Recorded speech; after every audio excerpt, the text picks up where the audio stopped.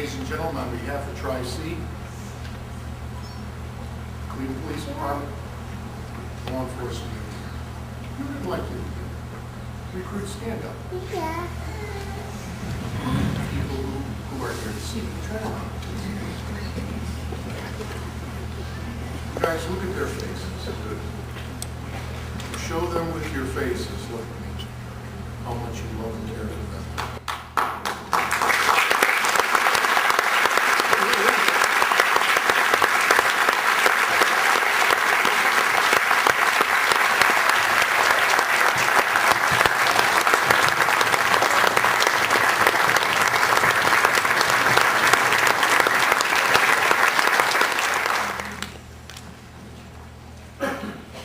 Academy class, I'll attend.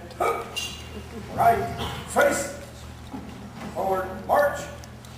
Timothy P. Nelson.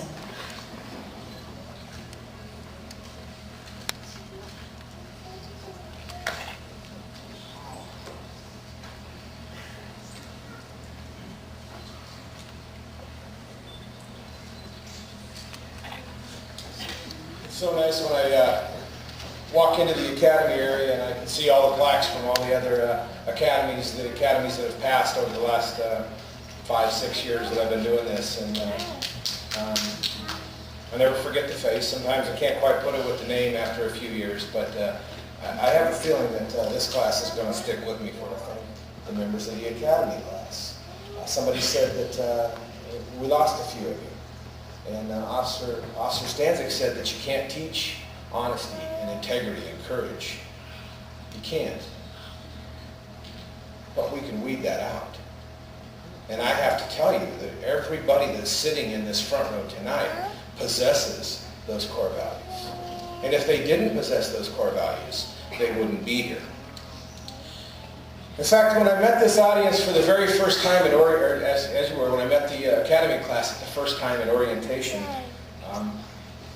I had a couple things to say, usually involved mustaches and hair and other particularly nice things. But one of the things that I told them was I gave them a pledge that at the end of this academy, if I would not sit in the front seat of a zone car with them and work a shift with them, they would not be here tonight.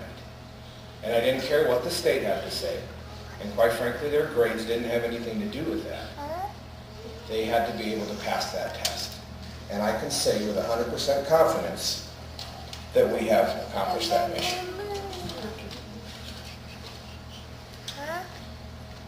Everybody that you see sitting in the front row here has been tested, retested, tried, and retried.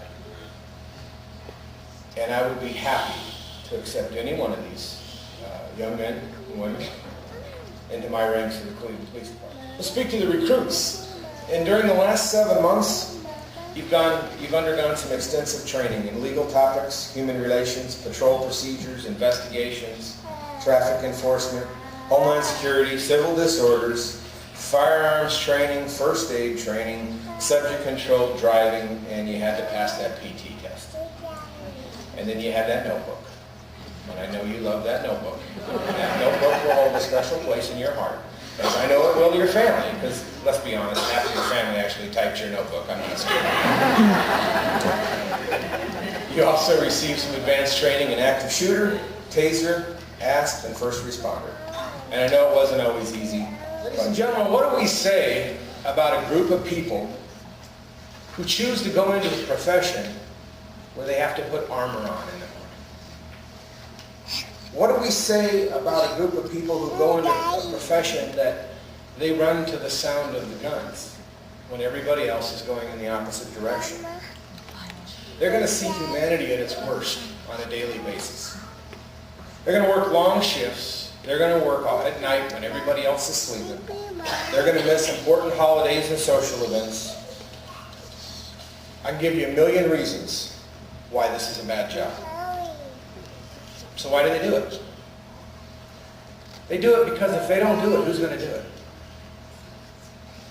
Every police officer I've ever met, including the ones that stood up here on this stage and the ones that are out in the audience, they're all special people. They understand the risks are tremendous and the rewards are small. They do it because they want to give back to their fellow man. Some people spend an entire life wondering if they've made a difference. Police officers don't have that problem.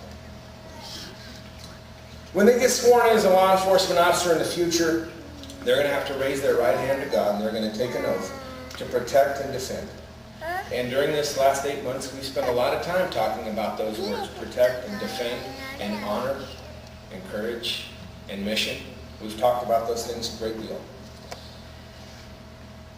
And many times I've heard people say to other police officers that the most important thing they can ever do is to go home safe.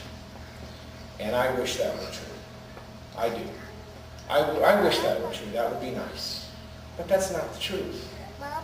The truth of the matter is the most important thing a police officer does is he accomplishes his mission. He goes out there every night.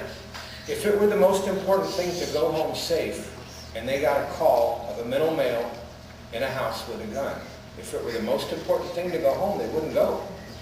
They would stay outside. That doesn't make any sense. But that's not the most important thing that they do. The most important thing they do is they go and they take care of business. They go and they accomplish their mission. So how do they do that? How do they reconcile that in their brain? How do you reconcile that in your head? How do you wrap your head around the fact that these are your loved ones that are going to be doing that? Well, I can tell you how. It's because of the training that they receive that allows them to accomplish that mission and allows them to do it in the safest manner possible. Very last thing, to my recruits. I'm proud of each and every one of you. And as I enter the final chapter of my career, I look out at the front row, and I know that we're going to be okay. And I know that my profession, which I love so much, will continue to be honorable. Because it is filled with people like you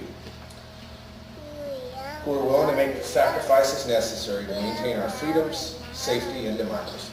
I salute you and thank you. Academy, out of 10.